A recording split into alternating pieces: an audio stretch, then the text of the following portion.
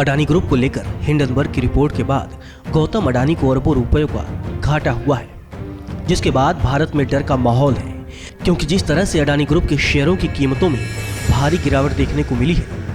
दरअसल 2 दिनों के भीतर कंपनी के निवेशकों के 4.2 लाख करोड़ रुपए डूब गए।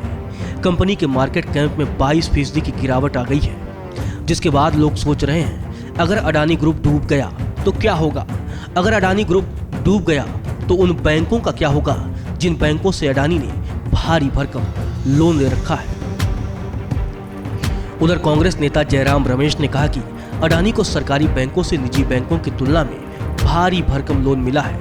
जयराम रमेश ने कहा कि इसमें अकेले 40% कर्ज एसबीआई ने दिया है, जिससे उन लोगों का पैसा डूबने की कगार पर पहुंच गया है जिन्होंने अपनी गाढ़ी कमाई एलआईसी और एसबीआई में निवेश किया है।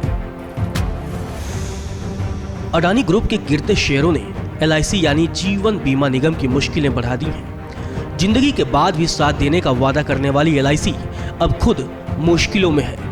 दरअसल देश की सबसे बड़ी इंश्योरेंस कंपनी एलआईसी ने अडानी की कंपनियों में काफी पैसा लगाया है। अडानी की 5 कंपनियों में एलआईसी की 9% तक हिस्सेदारी है।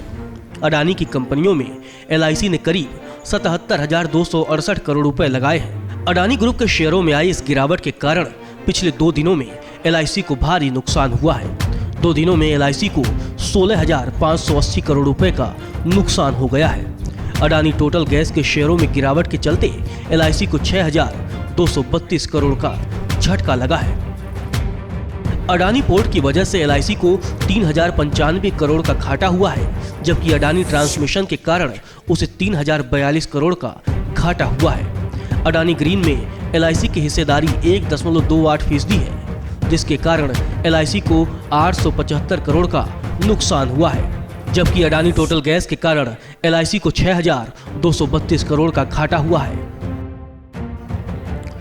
कुछ दिन पहले दुनिया के तीसरे सबसे और एशिया के सबसे अमीर गौतम अडानी अब 7वें नंबर पर पहुंच गए हैं। नए साल में सबसे ज्यादा दौलत कमाने वाले वे इकलौते कारोबारी हैं।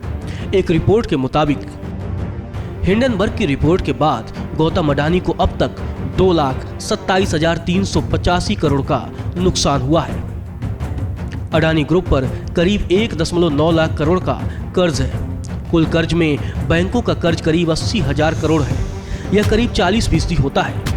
बीते 3 सालों में कंपनी का कर्ज दोगुना हुआ है। ग्रुप के बैंक कर्ज में सरकारी बैंकों का हिस्सा 25 से 30% है, जबकि प्राइवेट बैंकों का हिस्सा 10% है। कुल कर्ज में विदेशी बैंकों की हिस्सेदारी 18% है।